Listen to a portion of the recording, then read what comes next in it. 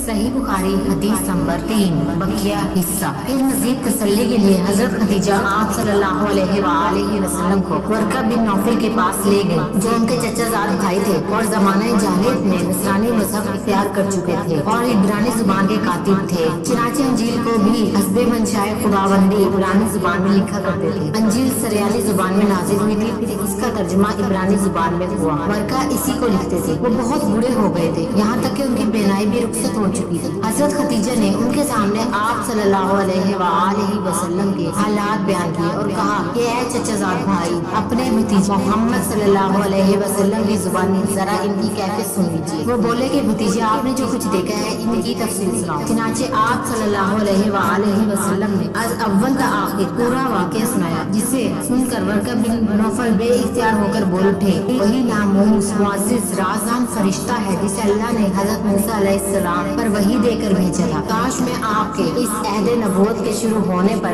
جوان عمر ہوتا، کاش میں اس وقت تک زندہ رہتا جبکہ آپ کی قوم آپ کو اس شہر سے نکال دے گی۔ رسول کریم صلی اللہ علیہ وسلم نے یہ سن کر تعجب سے پوچھا کہ کیا وہ لوگ مجھ کو نکال دیں گے، حالانکہ میں تو ان میں صادق و امین و مقبول ہوں۔ ورقہ بولا، ہاں یہ سب کچھ سچ ہے، مگر جو شخص بھی آپ کی طرح امر حق لے کر آیا لوگ اس کے دشمن ہی ہو گئے ہیں۔ اگر مجھے آپ کی نبوت کا وہ زمانہ مل جائے تو میں آپ کی پوری مدد کروں گا۔ مگر ورقہ کچھ دنوں کے بعد انتقال کر گئے۔ کچھ عرصہ تک وحی کی آمد موقوف رہی۔ احادیث کے متعلق جاننے کے لیے چینل کو سبسکرائب کریں۔